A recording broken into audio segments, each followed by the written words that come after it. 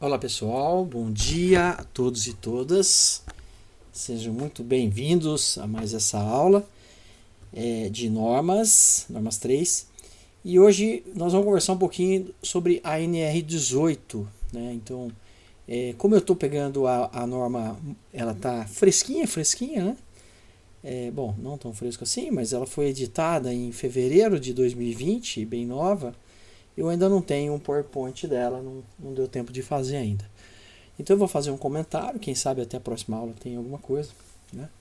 Mas eu vou comentando um pouco ela aqui, fazendo uma leitura corrida e fazendo um comentário com vocês, né? Dentro dos pontos assim que eu acho mais, me parece um pouco mais importantes, né? Então eu queria começar aqui sobre a questão do campo de aplicação. Isso é bem interessante, porque você vê, deixa eu mudar um pouquinho isso aqui, acho que tá bom.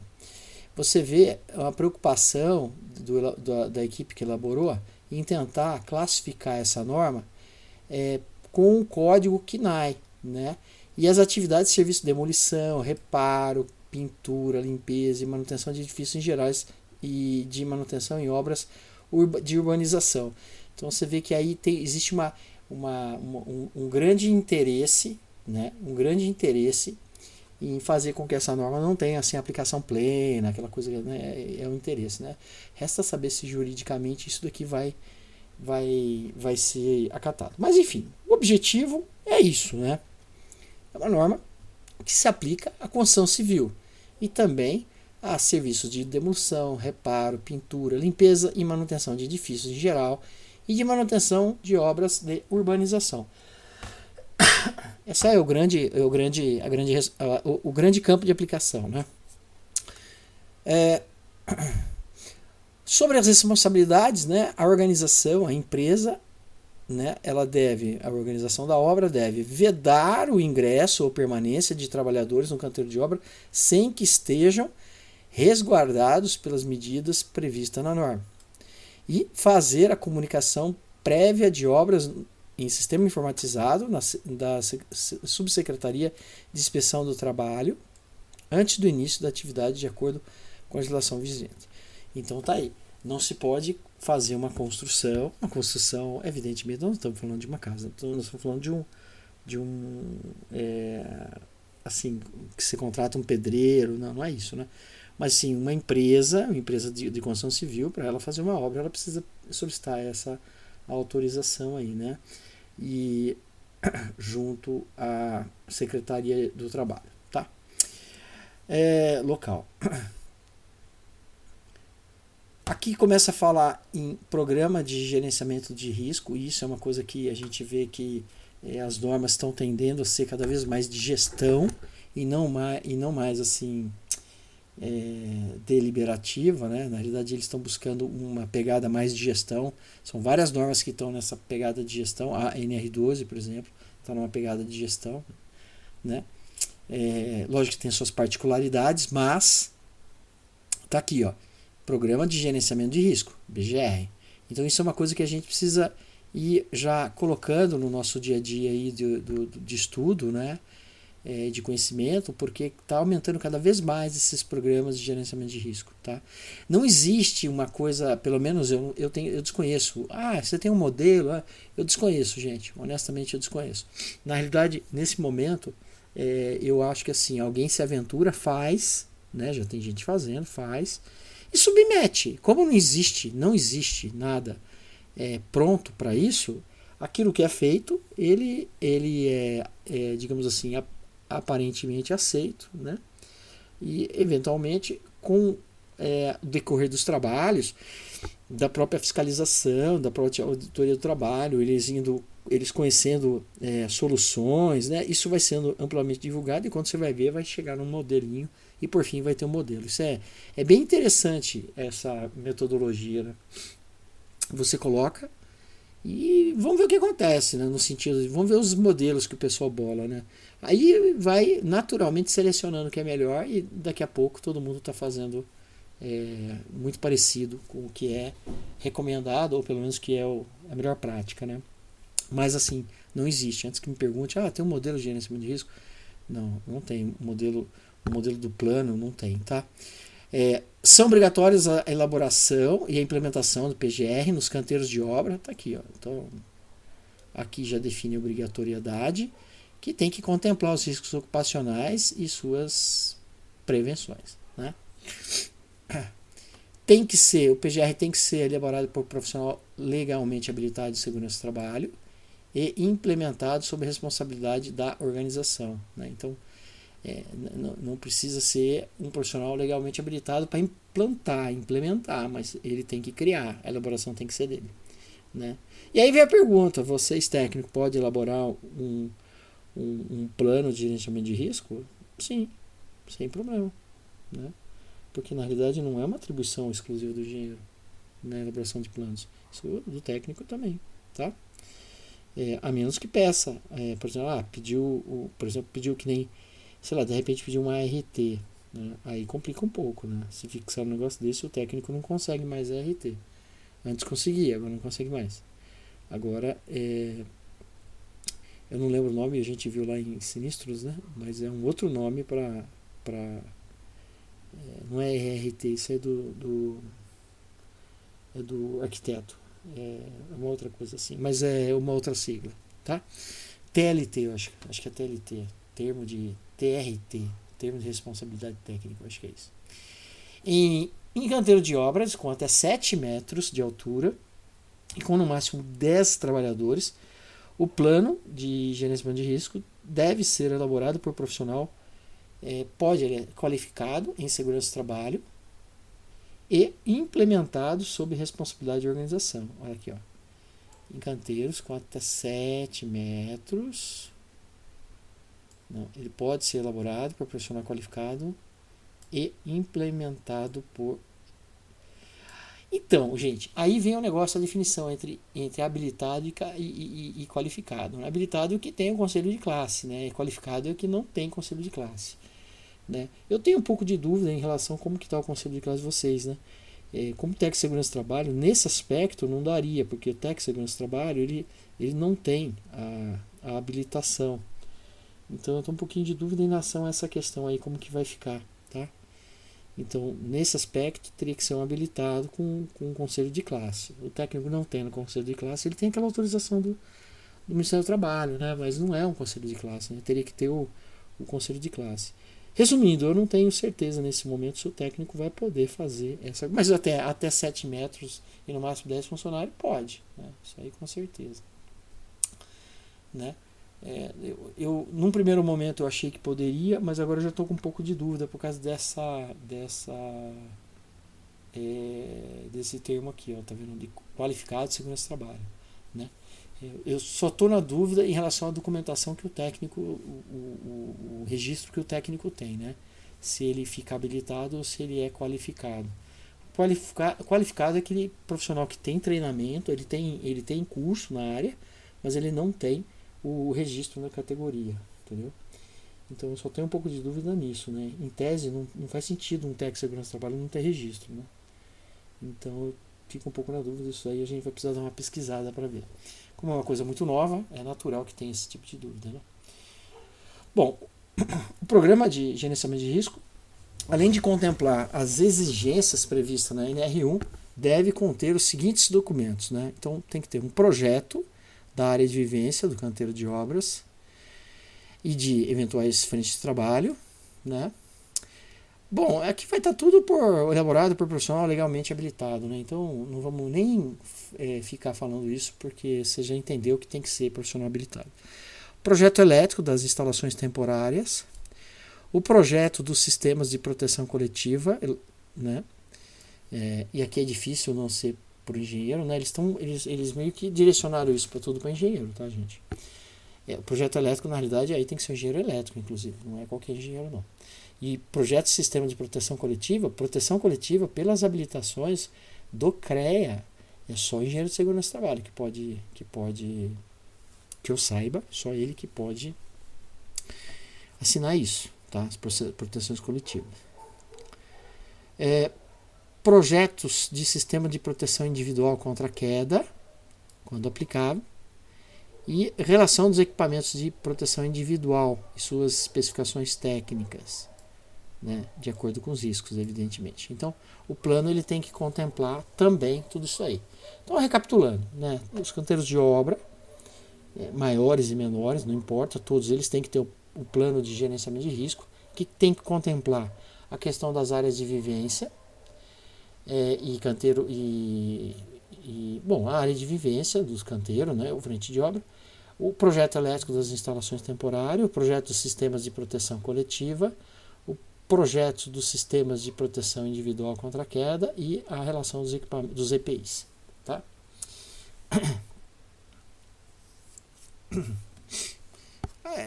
Tem que ser atualizado de acordo com a etapa, então tem que ser atualizado, né? Então deve estar, vamos falar assim, deve estar atualizado, né?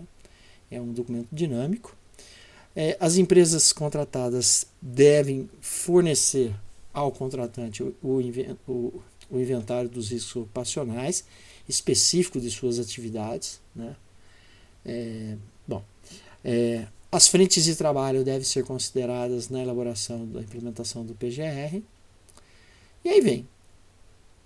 São facultadas às empresas construtoras regularmente registradas no sistema CONFEA-CREA, sob responsabilidade de profissional legalmente habilitado em segurança do trabalho, mediante cumprimento dos requisitos previstos nos subsídios seguintes, a adoção de soluções alternativas às medidas de proteção coletiva previsto na ANR, a adoção de técnicas de trabalho e o uso de equipamentos, tecnologia e outros dispositivos que propiciem o avanço tecnológico em segurança, objetivem a implementação de medidas de controle e de sistemas de preventivos de segurança nos processos e garantam a realização das tarefas, atividades de modo seguro e saudável. Né? O que ele está falando aí? As empresas que são devidamente registradas no CREA, né, e elas estão sob a responsabilidade de um profissional de segurança do trabalho, né, lógico, mediante atendimento de requisitos, né, ela pode criar soluções alternativas, medidas de proteção coletiva que estão na norma, né, desde que essas medidas, essas propostas atendam a esses requisitos aqui, né? Tá? Então é uma faculdade que está sendo dada a essas empresas, mas veja, tem um profissional de segurança do trabalho responsável por isso. As tarefas a serem executadas mediante a adoção de soluções alternativas devem estar expressamente previstas em procedimentos de segurança do trabalho, né, que deve constar. Então tá aí, olha, as tarefas, né, a serem executadas, deixa eu ver se vale a pena, porque a adoção de soluções alternativas deve estar expressamente prevista em procedimentos de segurança do trabalho. Tá. Eu vou deixar aqui, mediante solução de soluções alternativas. É que na realidade isso aqui está linkado com esse daqui, ó, com 4.6. Então eu acho que dá pra gente desconsiderar. Assim, ele é legal, é bacana, mas eu acho que não precisamos nos preocupar com isso, não. Né? Ah, que bom, professor. É verdade, eu também acho. Né? Áreas de vivência. Né? Então, aqui as áreas de vivência. Nas áreas de vivência deve ser projetado de forma a oferecer aos trabalhadores condições mínimas de segurança, conforto e privacidade e devem ser mantidas em perfeito estado de conservação, higiene, limpeza. Então, ó, as áreas de vivência devem oferecer aos trabalhadores segurança, conforto, privacidade, né? Tem que estar conservada, limpa, né? E deve contemplando instalações sanitárias, vestiários, local para refeição e alojamento, quando houver necessidade, né? Então, sabe aquele caso, uma obra grande, aí tem que morar lá na obra ou morar na próxima obra. Então é isso aí, tá? Muito bom. As instalações da área de vivência devem atender, no que for cabível, ao dispositivo da 24. Tá bom. As instalações sanitárias devem ser constituídas, aqui ó, as instalações sanitárias devem ser constituídas de lavatório, bacia sanitária sifonada, Você sabe o que é bacia sanitária dissifonada, gente? Sabe? Não, é com sifão, né? Na realidade é para que não suba ou não volte aquele odor de esgoto para pia, para bacia, né? Então na saída da bacia, normalmente uma peça de plástico, ela faz uma curvinha, ela faz né, ela faz uma volta, e essa volta fica sempre com água. Deixa eu ver se eu é muito simples isso, né? Deixa eu pegar aqui, quer ver? Ó, sifão de lavatório.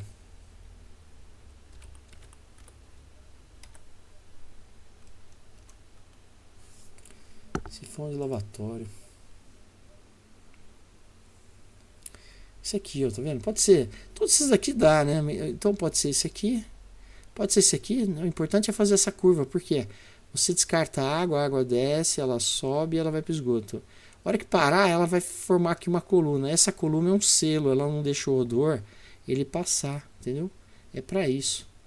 É para manter higiênico, né, o local, né? É importante isso, né? Dotada de assento, tem que ter assento com tampo, né?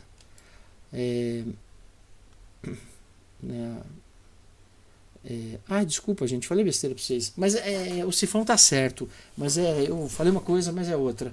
Na verdade, essa bacia sanitária sifonada é a bacia que nós temos, é a privada que nós temos nas nossas residências, né? Que ela tem, na cerâmica dela, na construção da cerâmica, ela tem também um sifão. Tanto é que você dá descarga, sai a água, empurra a coisa para embora, aquela coisa vai embora, né? E sempre fica um pouco d'água, né? Sempre fica lá um pouquinho d'água, né? Isso faz também. Mas a função é a mesma, é exatamente a mesma, tá? Deixa eu ver se eu tenho aqui a bacia sifonada. Bacia sifonada. Né? Vamos ver se aparece aqui. Mas eu queria imagem. É bom quando tem o corte, assim, pra gente ver. Aqui, esse aqui tem, eu acho. Deixa eu ver. Não sei. Aqui, melhor. Acho que é a mesma coisa. Enfim. Aqui. Abriu. Aqui, ó.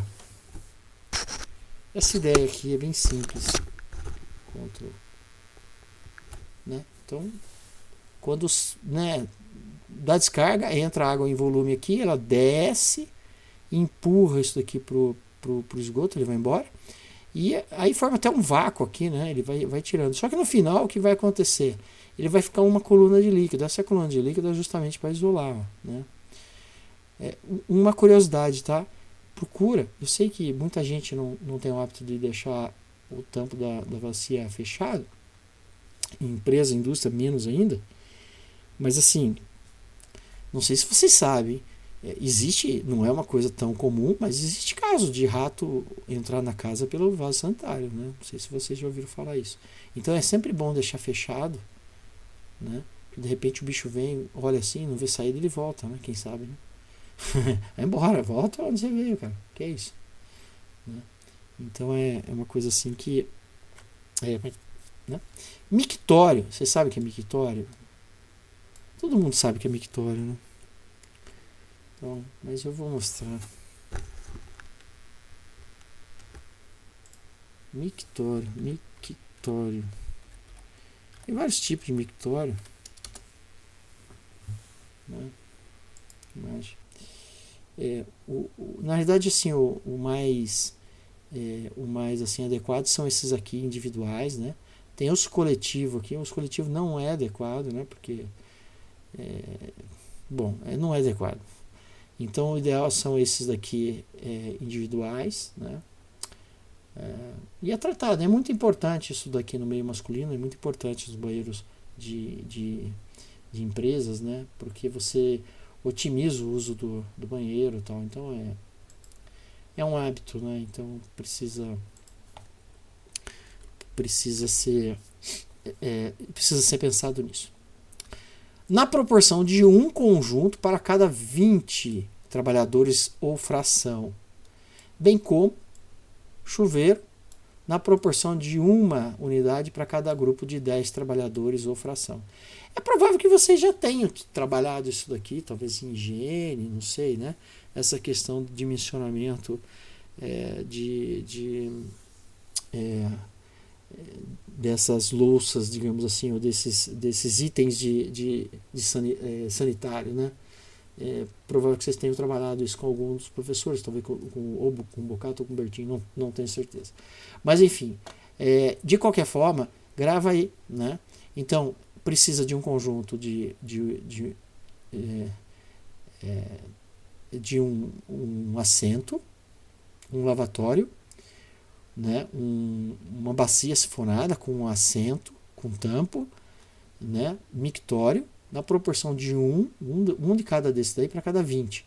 E um chuveiro para cada 10. Né? Então a gente pode até pensar que na proporção de 2 desses para cada. Aliás, 2 não. Eu ia falar, mas é besteira.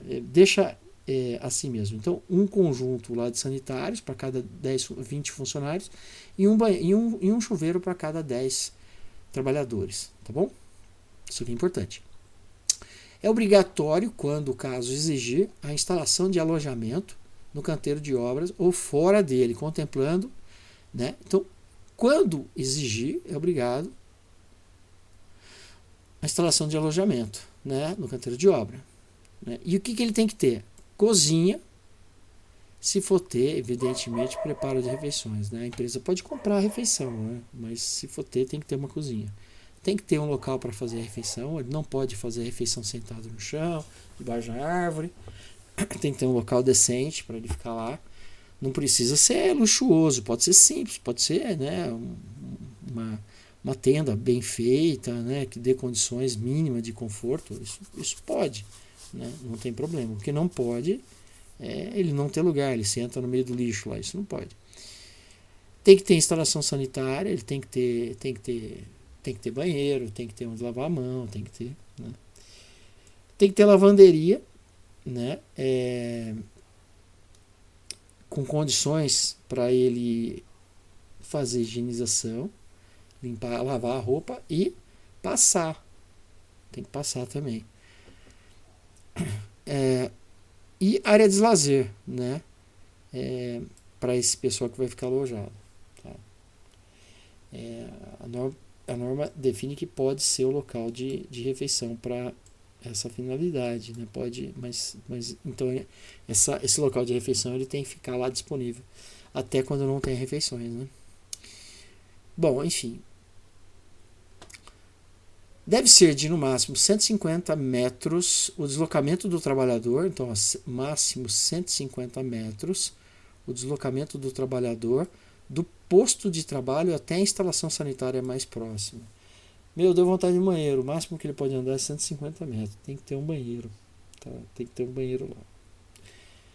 É obrigatório o fornecimento de água potável, filtrada e fresca para os trabalhadores. Né? Através de bebedouro ou dispositivo equivalente. Né? E a proporção de uma unidade para cada 25 trabalhadores. Tá? Ou fração. O que significa fração? Se tiver 20 funcionários, tem que pôr um. Se tiver 48, se tiver 26, tem que colocar 2. Entendeu? Fração é isso. Se tiver 26, tem que colocar 2. Já passou de 25. Deu 25, alguma coisa. Então tem que colocar tem que colocar mais um. Tá? Para cada 25, até 25, você coloca um. Passou. Aí a cada grupo de 25, até cada grupo de 25, você coloca mais um. Entendeu? Eu acho que seria legal, talvez, a gente dar uma treinada. Eu vou passar uma atividade envolvendo isso para ver como que vocês como se vocês se saem. Fornecimento de água deve ser garantido, né, de forma que no posto de trabalho, ao bebedouro e ao dispositivo equivalente não haja deslocamento. Aqui, ó. Olha, não haja deslocamento superior a 100 metros na horizontal e 15 metros na vertical. Então você percebe quando está fazendo uma edificação, um prédio, Não tem como, né? Vai ter que colocar bebedouro, vai ter que colocar água. Assim, tem, ele tem que ter água para o trabalhador ali no andar que ele está, né?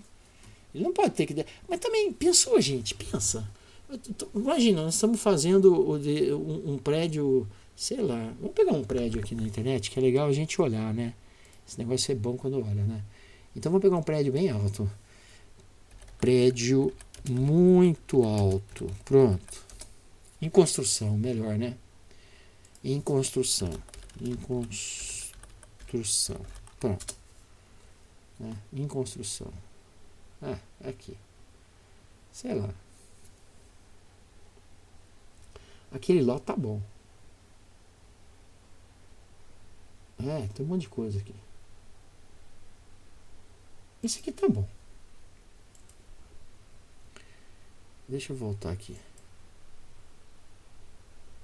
Esse. Abrir imagem. Olha, imagine esse prédio aqui, ó. Eu não tenho a mínima ideia de quantos andares ele tem, mas ele é muito alto, né, gente? Não é?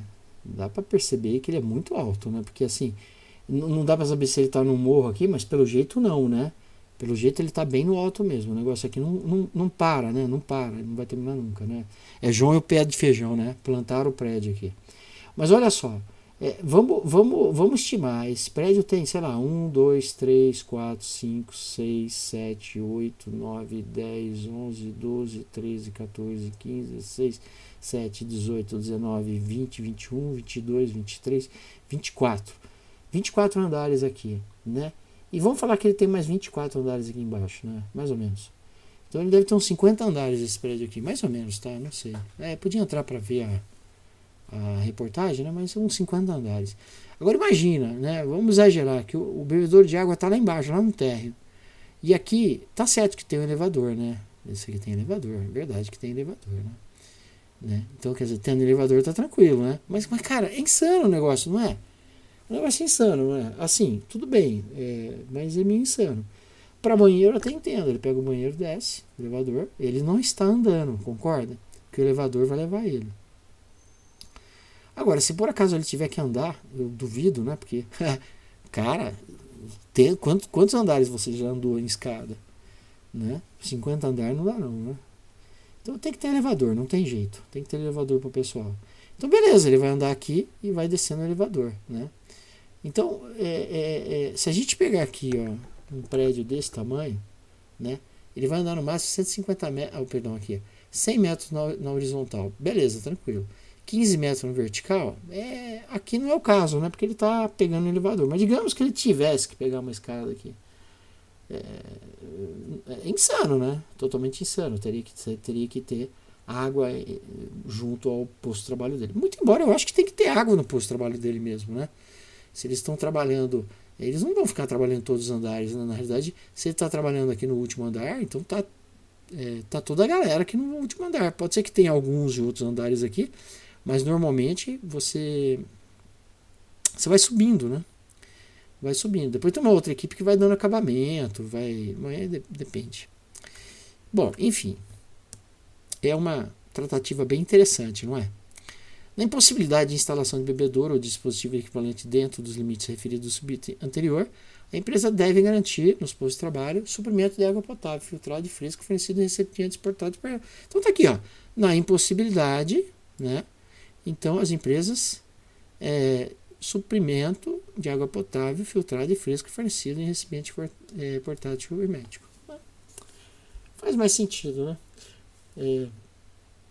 Pelo menos eu acho. Nas frentes de trabalho deve ser disponibilizado. Olha só. E aí, o que é frente de trabalho, hein? Uma boa pergunta, né? O que é frente de trabalho? Bom, frente de trabalho é isso aqui, ó. Aqui nós temos dentro. Deixa eu ver se eu acho aqui um canteiro de obra. Canteiro de obra.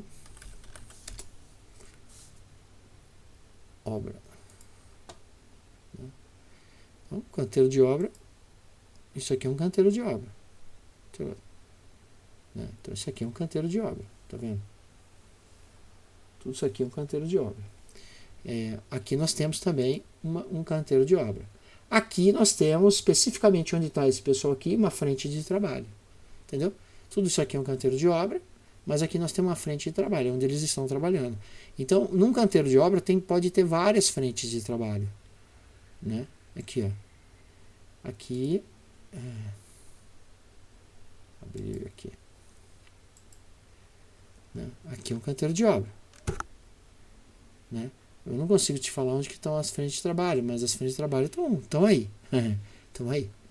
Tem que conhecer um pouquinho lá o processo para poder falar onde que está. Porque a frente de trabalho ela vai aqui, ó.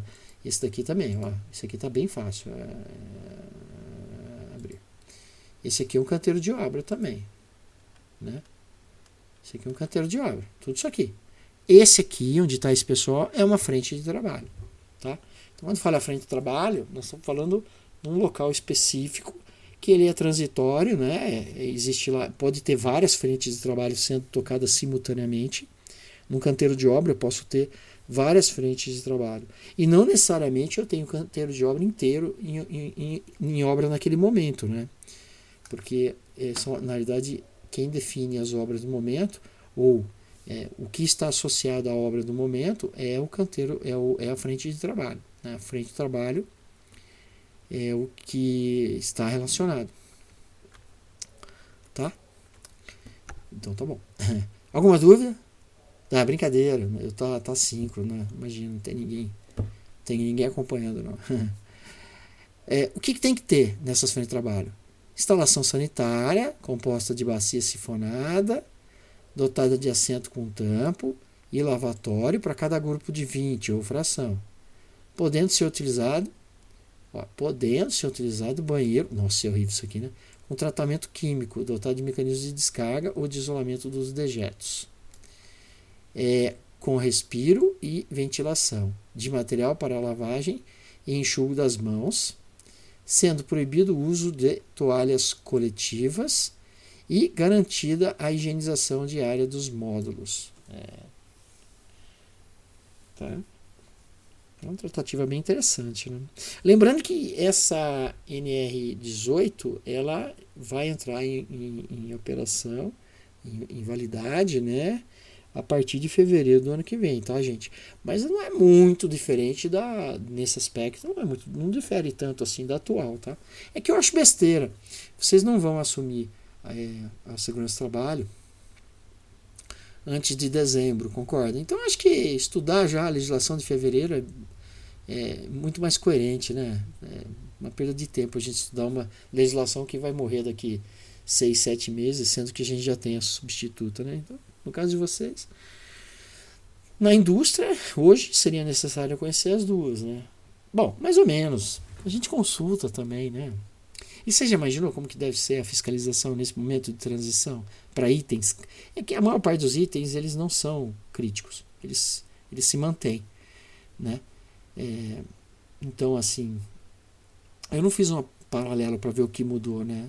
Seria até legal fazer, mas é perda de tempo, né? Assim, para a gente estudar é besteira. Isso é legal na empresa, né? Que a NR18 é forte e aí entra a NR18 nova, aí é legal fazer um paralelo para ver o que é que tem que ser feito para adequação.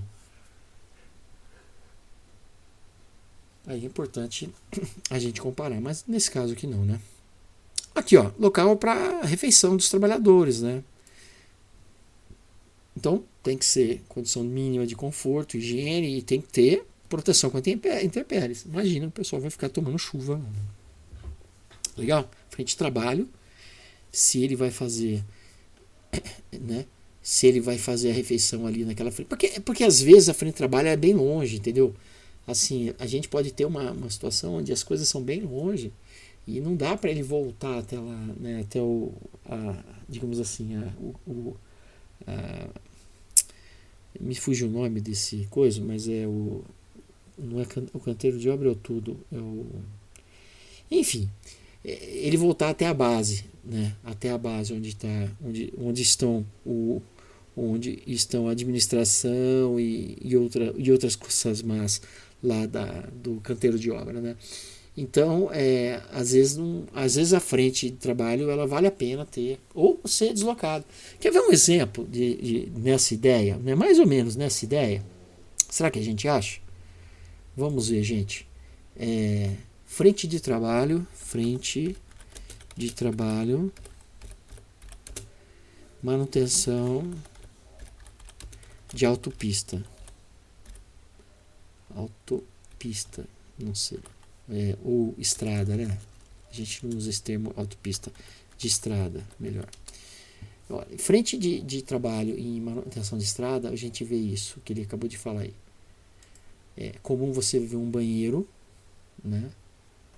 É comum você ver um banheiro. Eu não sei se a gente vai ver aqui, ó. Banheiro e é comum você ver. Aqui tá muita coisa, não é isso aí. Também é isso aqui, mas não é isso. Deixa eu ver banheiro. Ver se a gente acha. Banheiro químico. É comum eles fazerem um banheiro químico e é comum eles fazerem um cobertinho, né? Aqui, ó, tá vendo? Aqui. Os banheiros, mas aqui não me parece mais para caminhoneiro, né? Não me parece para isso aqui é outra coisa. Não me parece manutenção de estrada. Em manutenção de estrada é comum você ver eles colocam o banheiro. Começa a observar se vocês forem viajar agora, não é época para isso, né? Mas eles colocam lá o banheiro químico e colocam um local. É comum ter um local lá coberto, provisório, né? Uma tenda, né? Uma tenda grande e tal. Eles fazem lá que é onde eles vão fazer a refeição, né? Notícia. Vamos achar aqui. Frente de trabalho, manutenção de estrada. Deixa eu tirar a frente de trabalho. Manutenção de estrada, banheiro químico, local para refeição. Sei lá, vamos ver. Não sei. É o último também, não vou ficar procurando isso não, tá?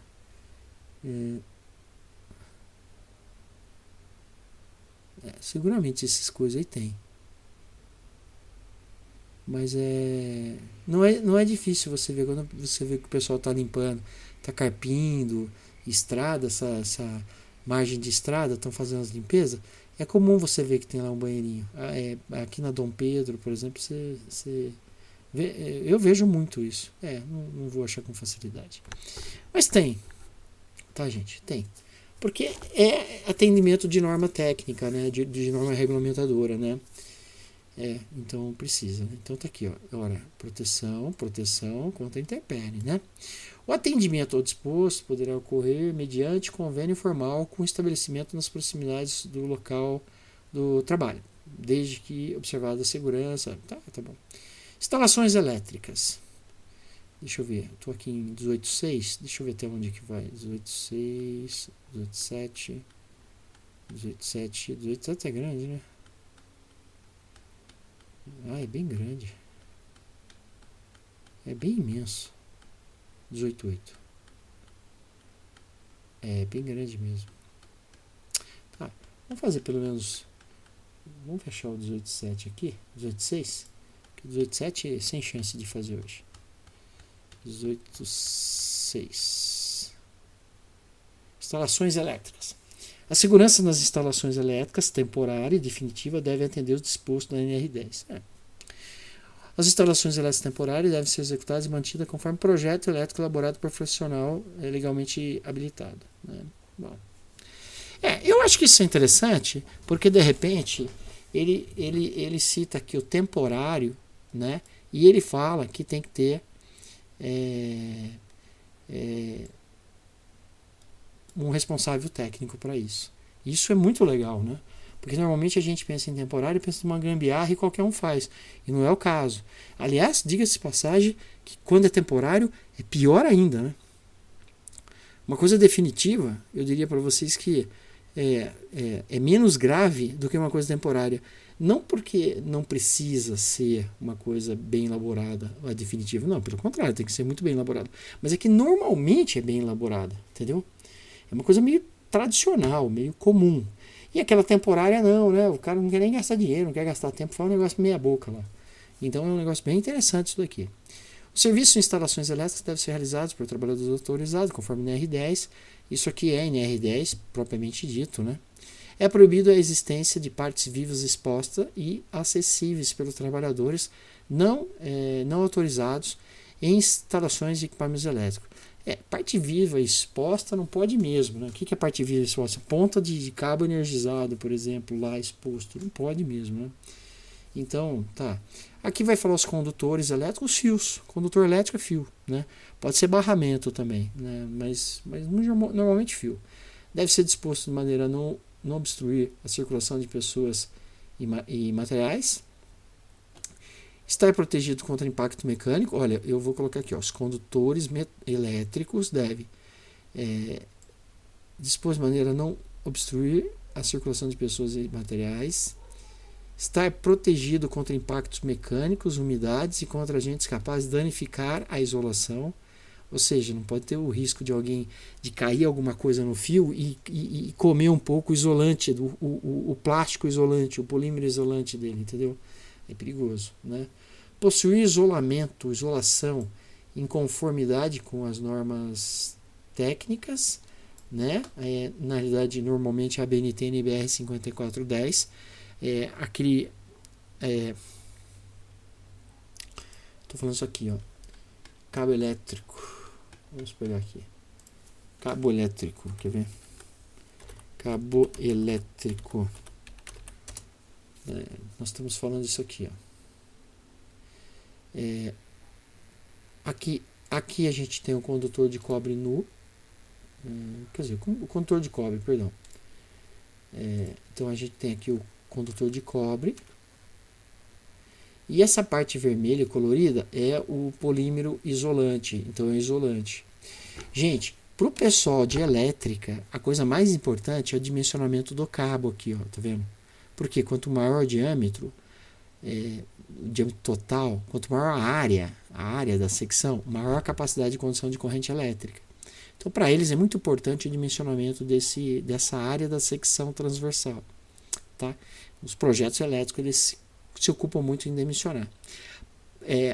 E são eles que dimensionam também o isolante, mas o isolante é a coisa mais importante para nós.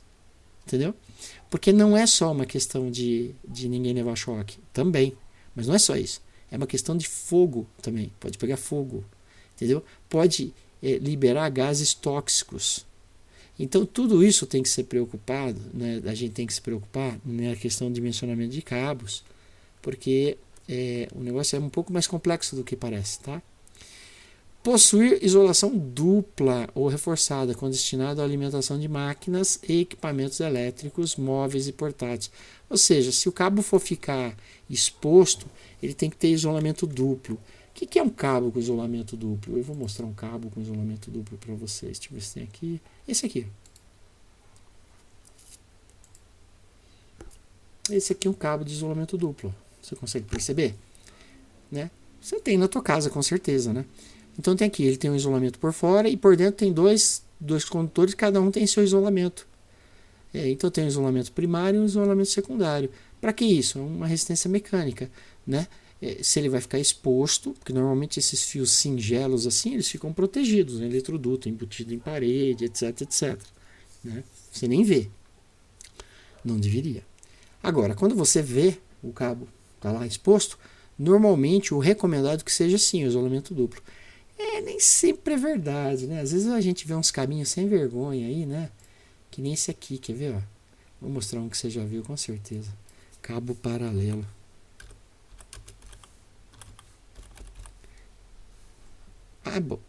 Abo paralelo.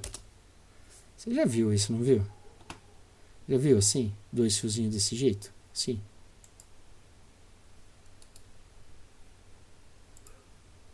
Fala pra mim se você já viu. Falou, né? Falou. Eu vi que você falou. Tá falando sozinho, né? Aqui, ó, tá vendo? Esse aqui, ó.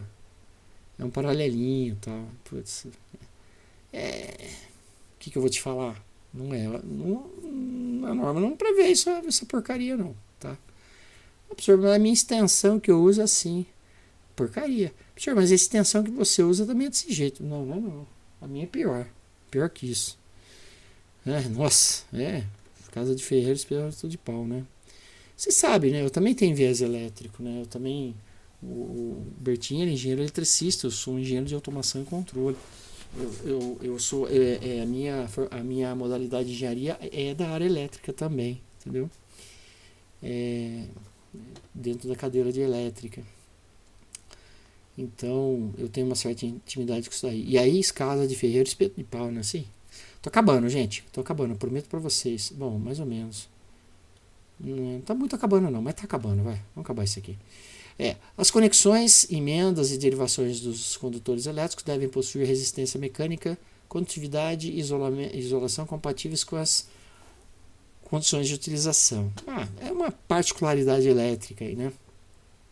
As instalações elétricas devem possuir sistema de aterramento elétrico de proteção e devem ser submetidas a inspeções e medições elétricas periódicas. Gente, olha, cuidado com isso, tá? Essa parte de aterramento elétrico de proteção é importante. Também a questão de essas inspeções também, tá? Não é vocês que fazem, mas vocês têm que garantir que seja feito isso. Emissão dos laudos, com emissão de laudos, tá? Por profissional legalmente habilitado, engenheiro, em conformidade com o projeto de instalações elétricas. Então, malha de aterramento, proteção de descarga atmosférica, tudo isso tem que ter lá, tá?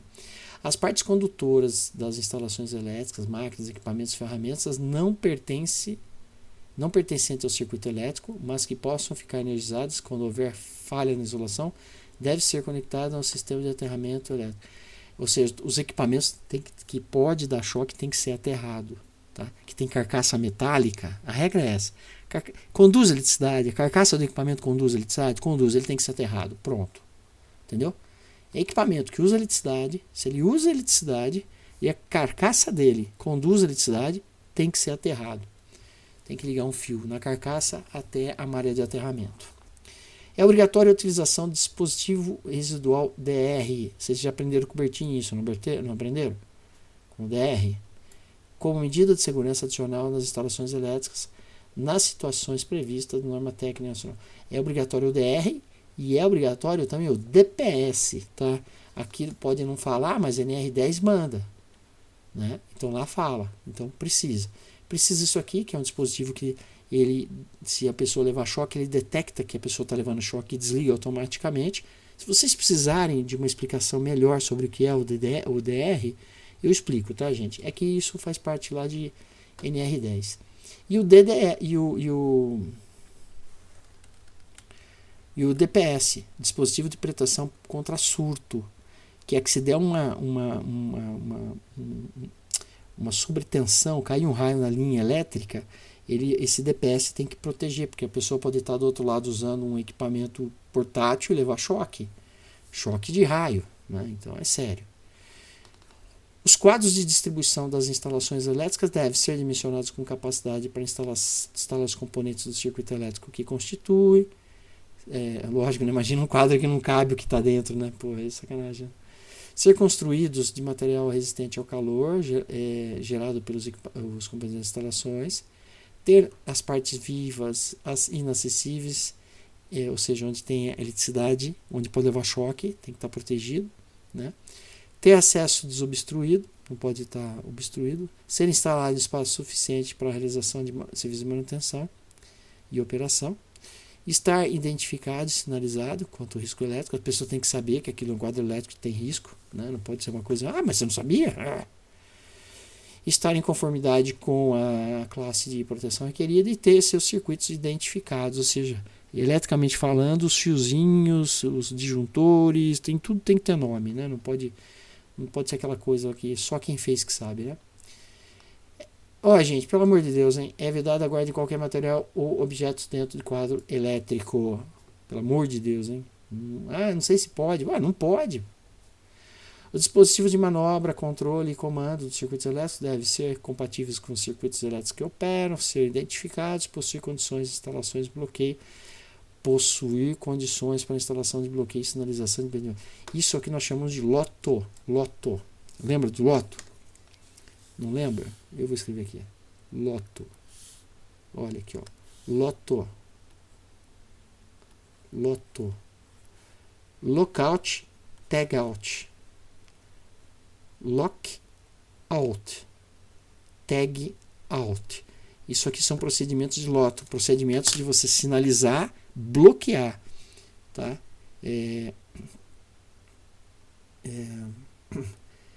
Então o que acontece? Quando esses dispositivos eles têm que estar preparados para esse processo de bloqueio, tá? Sinalização é fácil, o problema é bloqueio. Colocar cadeado mesmo, entendeu? Em todos peraí, aqui. Em todos os ramais ou circuitos destinados à ligação de equipamentos elétricos devem ser instalados dispositivos de seccionamento independentes que possam ser acionados com facilidade de segurança.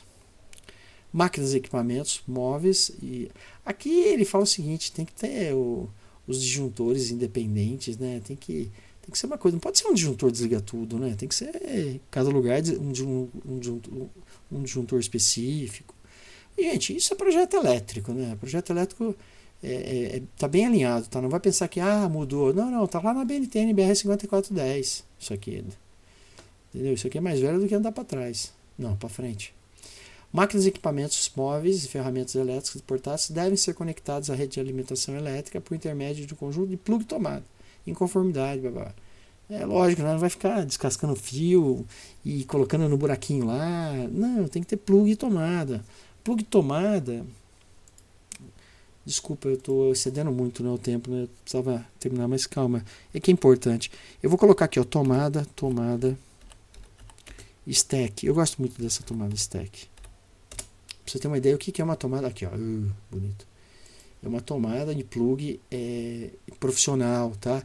Então, por exemplo, aqui, ó, a gente tem aqui, ó, deixa eu ver se tem dois aqui, um aberto e um coisa, pra vocês verem. Eu acho que eu não vou conseguir ver os dois numa tacada só. Mas enfim, não importa. Dá pra ver aqui. Então a gente tem aqui, por exemplo, uma tomada. Deixa eu aqui abrir. A gente tem aqui uma tomada. Tem uma tampinha com mola que você sobe aqui, tem os furinhos. E tem um plug que encaixa. É super difícil de encaixar, é pesado para encaixar. E isso aqui tem várias opções. E esse tamanho é em função da corrente. Então o que ele quer dizer é isso, tá? Precisa ser alguma coisa, como que eu vou falar assim, adequadamente dimensionada, né? Não pode ser, né? Não pode estar lá emendando o fio lá, né? Não pode. E fazia tanto isso aí, gente, nem te falo, né? Conectar de um plug tomate. Eu acho legal você saber isso aqui, viu? Porque você vai bater o olho e você vai ver que o cara, eles vão, em alguns casos, vão lá e enfiam o fio lá e emenda o fio, né? Ligando sem tomada, quer ver? Deixa eu ver se a gente acha aqui, ó. Ligação sem tomada, quer ver? Né? Vamos ver aqui. Imagem, mas eu queria gambiarra, não queria a coisa certa, não. Isso aqui tá certo. Queria sem tomar. Gambiarra. Gambi. Vamos ver se a gente acha uma gambiarra aqui. Não vai faltar oportunidade de a gente achar uma gambiarra do cara ligando sem tomada. Eu já fiz muito isso. Eu já fiz bastante. Deixa pra lá. Acho que eu vou fazer uma para mostrar para vocês como que é. Isso, professor, faz. Tá. Os circuitos energizados em alta tensão acima de 1000 volts em corrente contínua, em extra baixa tensão abaixo de 50 volts em corrente alternada, 1000 volts em corrente alternada, e extra baixa tensão abaixo de 50 volts em corrente alternada, ou 120 volts, 120 volts em corrente contínua, e a alta tensão abaixo de 1500 volts em corrente contínua, tá? Então, corrente alternada e corrente contínua tem uma pequena diferença. Corrente alternada é o que tem tomada, corrente contínua é o que tem polaridade, polo positivo e polo negativo, né? pilha, bateria, fonte de alimentação, isso aí é corrente contínua. Tem coisas pesadas, hein? Altas tensões em corrente contínua. Deve ser instalado separadamente ciclos energizados em baixa tensão, respeitado a definição de projeto. É lógico, né? Você não vai misturar alta tensão com baixa tensão, não vai dar certo. As áreas de transformadores e salas de controle e comando devem ser separados por barreira física, sinalizados, protegidos, contra o acesso de pessoas não autorizadas. Imagina alguém, esses transformadores de alta tensão, gente, é um perigo, tá louco. As áreas onde ocorram intervenções e instalações elétricas energizadas devem ser isoladas e sinalizadas e, se necessário, possuir controle de acesso, de modo a evitar a entrada e a permanência no local de pessoas não autorizadas.